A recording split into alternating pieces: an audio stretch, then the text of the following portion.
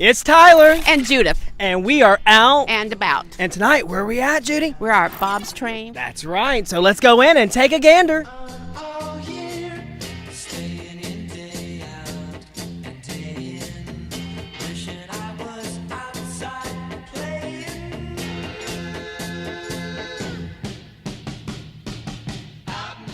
We're inside now. We're here with Bob. How are you, Bob? Absolutely insane. So if you don't know Bob, you're missing it big time. Bob is here with the train, Bob's Train. It's here on School Avenue. It's in the middle of for old timers, in the middle of the old Sotomayor lumberyard, so you can't find a siding in very many places. So you got to put a train on track. So it's actually at the end of 3rd Street and School Avenue. There's a big parking lot, and you come through the parking lot, and you'll actually find a real train. Wow. So tell our viewers, how did you come across the train? When did this all happen?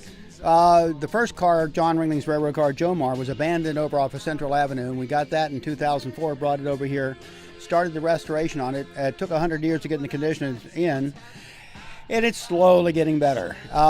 These 3 cars that the one we're in now and the NX2 all came off the Ringling Circus at the end of the 2005 season, and through 2006 we rebuilt them and then opened in 2007. Wow.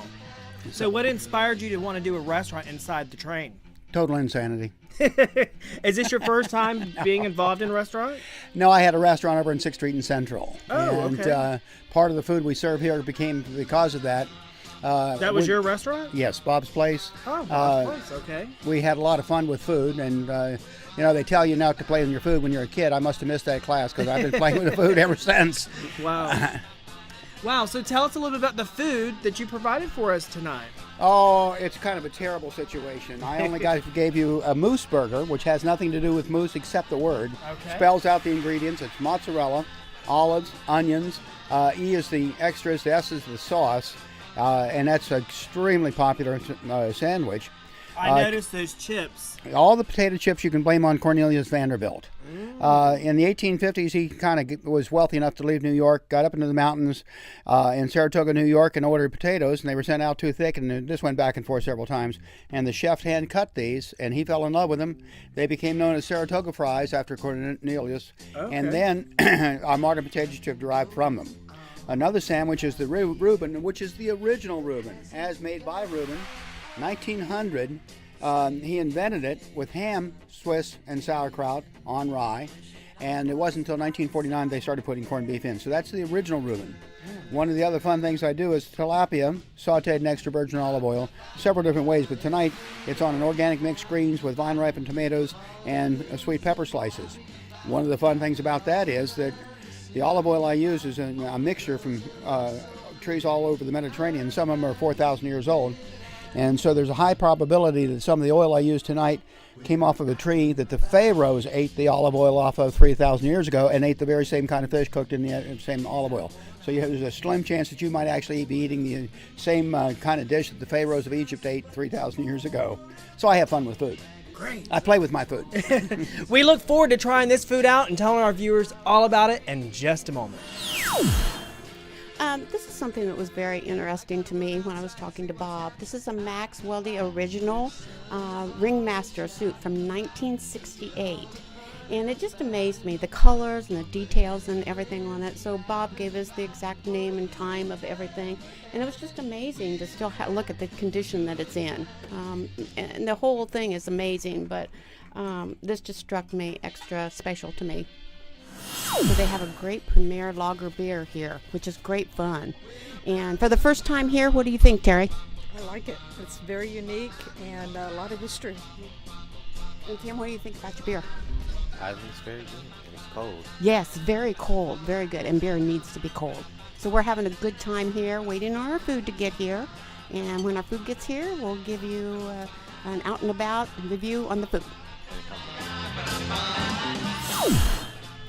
Tonight at Bob's Train, I've chosen the tilapia. It is over some greens, very fresh looking greens with a red pepper and a tomato on top, a few tomatoes. And if you've seen me in the former Out and About videos, you'll know that I love a nice presentation on food. It's a very unique place. Come in and try it because Bob does this all by hand. He does this all himself, and it is very good. I have tasted it. It's very mild and very, very good. So I chose the Moose Burger, which is traditional here at Bob's Train. It is phenomenal. It's got some interesting things inside, to say the least. Mozzarella, olives, tomato, horseradish sauce, and it's delicious, I have to say. No wonder it's a tradition here at Bob's Train. So tonight I'm having the original Rueben, which is made with ham instead of roast beef. And it has my favorite thing, which I think is very delicious, is the homemade potato chips. Here at Bob's Train, one of my favorite features they have here, the third car, which is big enough to host your own party or your own little event here in the back. Judy, don't you love it back here? I think it's one of the most interesting places because there's so many pictures here, and Bob has told us in the past that there's over 900 pictures of the circus, the actors, and the celebrities that have been here. So there's not any way that you can't come in here and enjoy your time. Bob always has you kind of come back to the train and look through as he prepares your food. It's just a great piece of history. It's wonderful. And learning all about it. And Bob's great because, listen, there's not a story that he doesn't know about.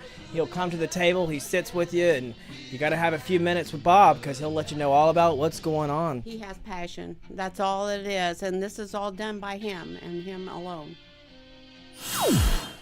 This is my favorite part, dessert. Mine too, as a course. So what do we have tonight? This is called rum on the rails. Makes sense, huh? Yeah, it does. And what's in it?